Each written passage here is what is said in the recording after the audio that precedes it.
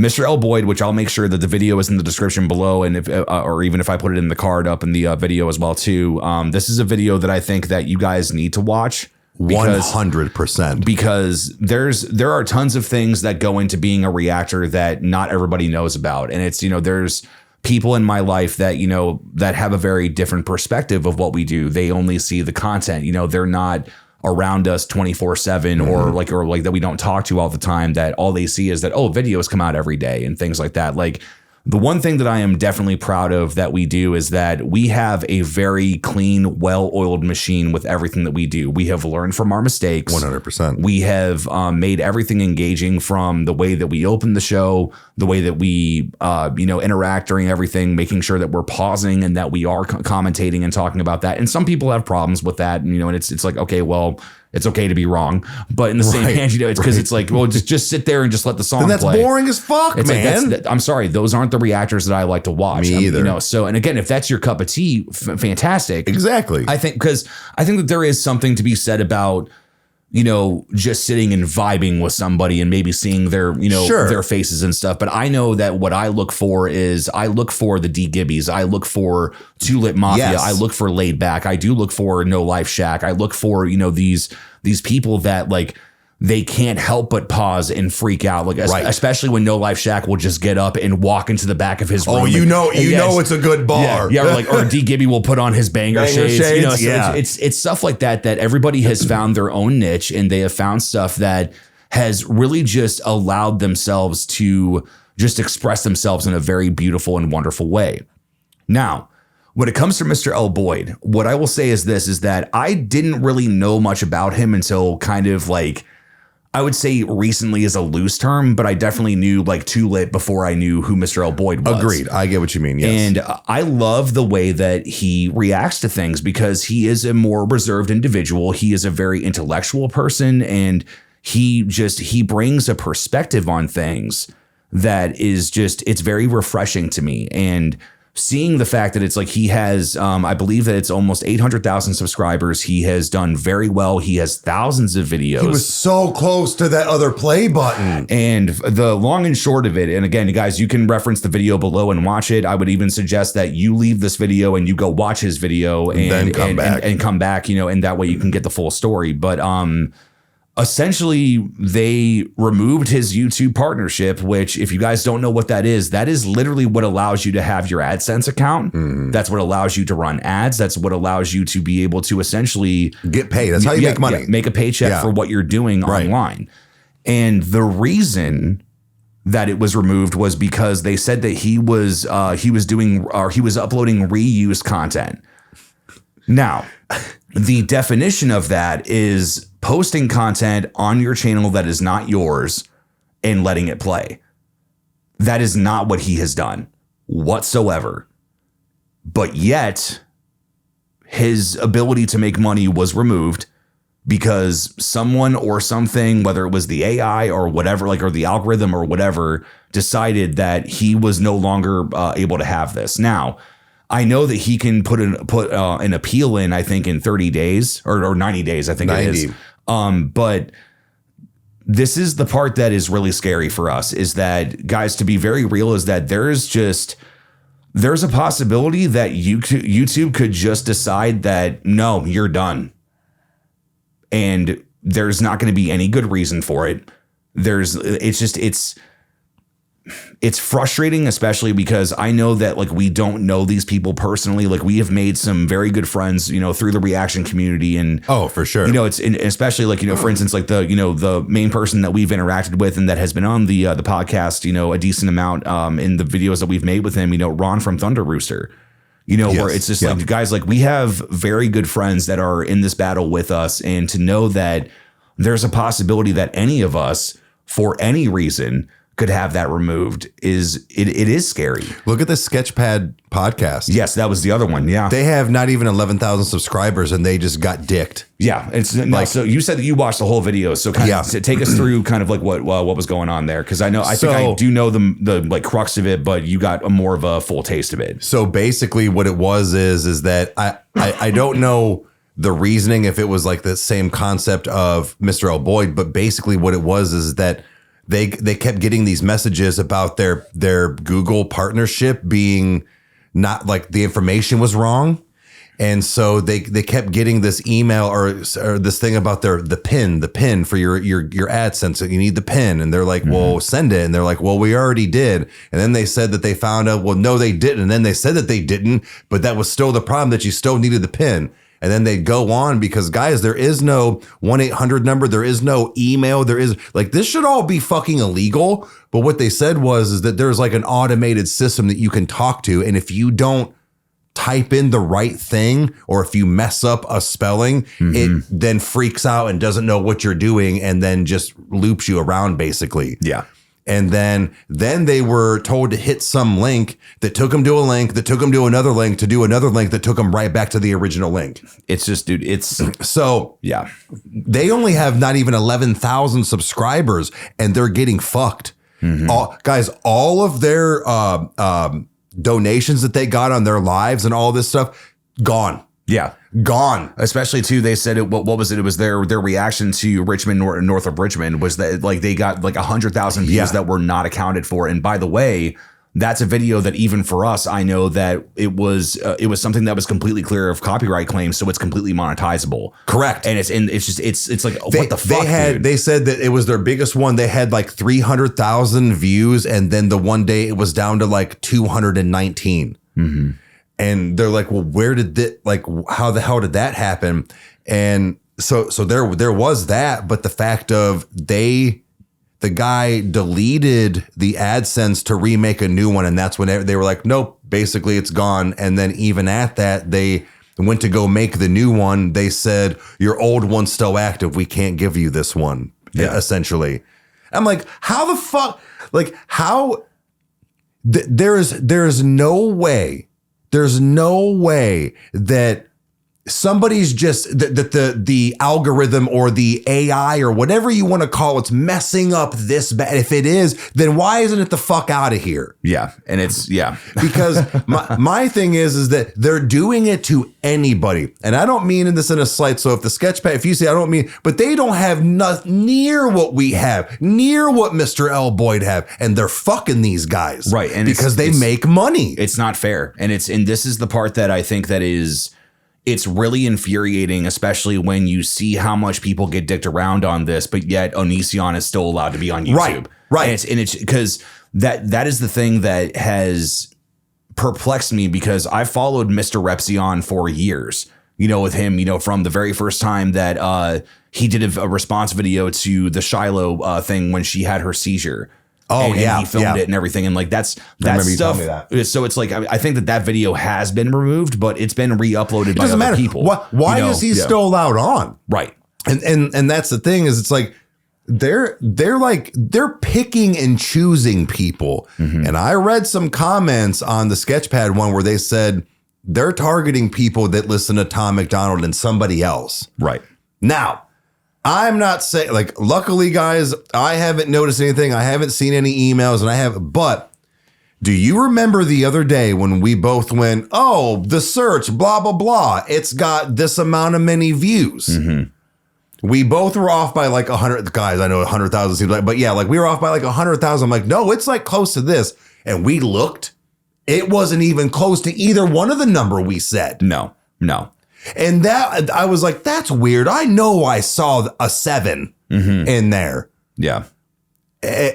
And now it's down to like 4 or whatever it is. Like I think it's at 5. I think 5 or something like that. But I'm like, oh, maybe I'm tripping. But then I kept thinking, I'm like, no, me and Kyle were both like almost in the same area. And now it's not even close. How do we both fuck it up that bad? How do you read a number that bad? And so it just made me wonder. But again, knock on wood, it's nothing like that. But I'm like, well, maybe they did dick us out of 100,000 views. Yeah, I mean, it's at this point, it's so hard to know what is the right thing to do anyway, because this is the thing that we have been struggling with, is that like even just like trying to do like, like just rap songs or trying to do, these different things. Like it's the part of me that does make me wonder if like doing stuff like doing country just to see what happens with the algorithm or trying other stuff that I know, but so we're going to get into that later, but, cause it's one of the questions, as far as music we do like or don't like. But no, it's just, I don't know. Like, I'm in a very peculiar place with YouTube right now where it's like, like doing the podcast is kind of like the one time that we kind of just get to sit back and relax. And, even then, like there's been times that the channel has had videos that have been uploaded that I know for a fact that even in episode form, not so much in shorts because I've not bleeped them or there's like things that haven't been taken care of. But I'm very careful about what I put in titles and I'm very careful about what I put in thumbnails because I know for a fact that ads can become limited or that, there could be, different things being flagged. We have been consistently getting limited ads. Now I've appealed them. And for the most part, the majority of them are, but there's still that part of me that's like, why? Like, what's the deal here? And And it's just, I don't know, like it's not like you're saying beer chug topless chicks at a strip club as the, title. Yeah. Like, you know what I mean? Like, I get that. Yeah. Even like when I did the whole farts thing where it was like, I made sure the A was an at sign. It's just, it's doing things like that. And like doing YouTube is something that like, I think when we talked about it a little bit before, but like, I hate feeling like I have to give people a list of rules for them to finally just be able to be able to do something, because I know that was us at one point. Yeah. Trying to start and trying to figure stuff out. Now, to be fair, I've been on YouTube long enough that I've been able to not necessarily be a good content creator on it, but being able to see other people deal with different things. Like, the entirety of the adpocalypse and when COPPA happened and like all these very, interesting things where you're like, okay, so this is now the new problem. And it's, like different lawyers talking about it and being like, this is what this implies. And even the stuff that I do for work, for my real job and like the stuff that we've had to make sure that we apply, to like the thing that it's now automated and we've put it on the channel. But like, I think it was the COPPA thing where it's like this content's not made for children, so it's just there is always something that's happening. And especially in the reaction community, because it is so close to our hearts. And it, like, again, we have people in our lives that are either achieving something in this or are building to it, or they're somewhere in the middle. And I don't know, like I get very protective of those people, and I'm very protective of what we do as well, too, because it's like we're already fighting an uphill battle on what to post. And for it to be the possibility of one day for them to be like, nah, you're done. It's like, okay, like, and it wouldn't bother me so much if it wasn't for the fact that the other thing that Mr. L. Boyd said was that he is not allowed to make any new channels. He cannot make a new channel to upload anything to now. He is literally stuck with what he has. And it could because that's all connected to your Google and it's all connected to your Gmail and it's all connected to these things. Like, that's the part that really bothers me, because it's like, all right, take away YouTube partnership on this channel. No problem. I've got this over here. We're good. Or I can make something new. That's not even the possibility in his case. And how is Logan Paul allowed to be on? He's the reason motherfuckers don't get paid anymore like they used to. Yeah, well, I would say that it's come back in a decent way, but no, because nothing what it used to be like, man. No. We were never a part of that, but I know goddamn well it wasn't like this. Right. Now, I will say this is that I've kind of warmed up to Logan. I will never warm up to Jake Paul, but like warming up, like, no, they're both fuck ups. Well, right, but in the same hand is that with Logan, it's like, look, like I don't understand why that was even posted to begin with, and I'm not even going to say what the context is. Right, that's why I didn't even say it. Right, because YouTube will flag us, but it's just, I don't know, like, but he can be on his podcast. No, how the fuck? See, that's where this was going to get me fucking fired up and pissed off, because it's like, you mean Mr. L. Boyd is not allowed to make any other fucking channel? This dude over here from our home state, which I don't even like to say, filmed that bullshit, made up Adpocalypse happen, and he's one of the biggest YouTubers on the fucking platform? Yeah. Get fucked. Yeah. You know what? Fuck you, YouTube. Yeah. This is honestly, and this is the part too, is that this is when people will be like, we'll just go somewhere else. And this is the other thing that Mr. L. Boyd was talking about, was that he's like, I'm sorry, nothing compares to AdSense. Like, this is the one thing about that I will say about it, is that when it does well, it does very well. It does work very well with what it does. And it's just the fact that it's like, I mean, there's just nothing else that compares to it. And that's the point that I've had to imagine for myself, just like Mr. Repsion, was that when Adpocalypse happened, he went from living off of Patreon and went off of like, you know, from this moment of like, okay, well, these videos aren't going to make money anymore. I can't sink my time into this 40 hours a week because I can't pay my bills. Right. Because people have this mentality where it's like, oh, you're just money hungry. And it's like, well, no, man. Like if you were putting in, like, and there's even times that the stuff that we do can be more than 40 hours a week, depending on what's going on and what we're doing. Stop. No. And that's the thing is we literally do not stop just because. What was that thing you said to me before where it was like, you know, God sitting on a beach with sunglasses on and somebody said, what are you doing? And he said, if you knew shack, how, if you knew how incredibly busy I was, you know, like you wouldn't be saying that. Mm-hmm. It's the fact of, no, man, not trying to be funny, guys. When we're in the kitchen drinking a beer, when I am smoking by myself and listening to headphones, my brain doesn't stop for social media. No. It doesn't. Neither does yours. Mm-hmm. It is just because we are at the mall, driving to our girlfriend's house, like it doesn't matter. Mm-hmm.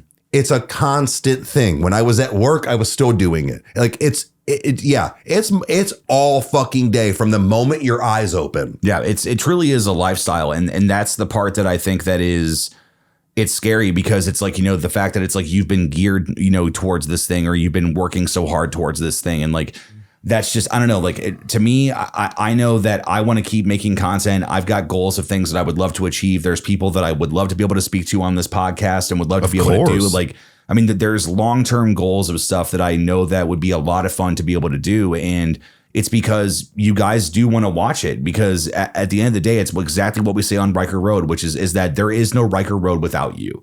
There is that, like, none of this happens because of you guys, or none of this happens without you guys.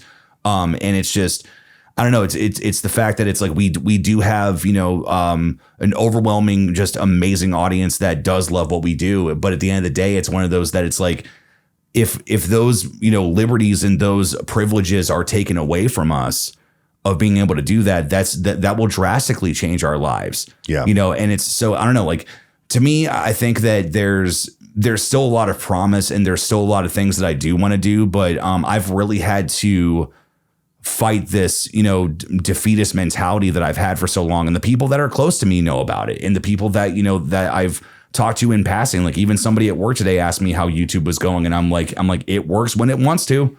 Like, that's literally where we're at. And I'll be very curious to see what happens with this episode and being posted and if there's any flack. But in the same hand is that it's the only place that we can post stuff like this besides Spotify and besides, you know, or Spotify for podcasters, which distributes it to all the podcasts and stuff that we're on. Like, you know, because I would love to be able to say that there would be a time that, you know, we don't have to rely on YouTube to be able to have our audience where it's like, no, like we've grown to the point to where, like, God forbid, should something happen, people can follow us over here and we can still do what we love, you know, but it's just, I don't know, like, I'm very frustrated and I'm also just like, I'm very protective of the community that we do have. And it makes me wonder where it's like, is Alex Hefner going to have an issue? Like, it's like, are these other people that, you know, have just done nothing but just open themselves up to us, you know? Because that's huge. The thing is they make them money.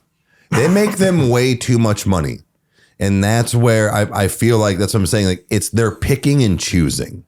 They are 100%. You can't tell me with the bullshit AI and things that you have set up and the people working for you flagging my videos every fucking day and everybody else's and blah, blah, blah, that you can't get this correct. Mm-hmm. All of these bugs or whatever it might be. No, the fuck it's not. Yeah. Elon Musk, we need you right now. Buy YouTube. I'm fucking serious. That is not a joke. Some other Mark Zuckerberg motherfucker like you need to start coding or whatever the fuck it is you do to make these things. Yeah. Right fucking now. Yeah. Because this is too much. And don't give me Rumble. I heard Rumble's kind of bullshit too, but yeah, I've heard every good thing I've heard about Rumble and every bad thing I've heard about Rumble. Like, and it's just, I'm sorry. Like, that's the thing where like, I don't feel comfortable with the time and effort of what we already do because everything that we do with YouTube is down to so much of a science. of like, we have it down. Like there is a reason why there are 7 videos a week that come out on Riker Road. We have been able to keep that up. We've found the way to be able to make it happen. Like, and it's just the idea of like adding another uploading process, which doesn't sound like it's that big of a deal. But when you tack that on top of everything else, like that's because, again, I don't even know what uploading up is even like on Rumble, you know, or if it's simple or anything like that. But like that's the stuff that like, you know, like ideas can look good on paper. Right. But in the same hand, the practicality of doing it. So I don't know. To me, it's one of those where I wanted to be able to talk about this and be very real with you guys and be as raw as we possibly can, because this is a problem. Just like how there's been many things that have happened in YouTube in the past where it's like, look, like this needs taken care of. And at least if it's not taken care of, acknowledge it.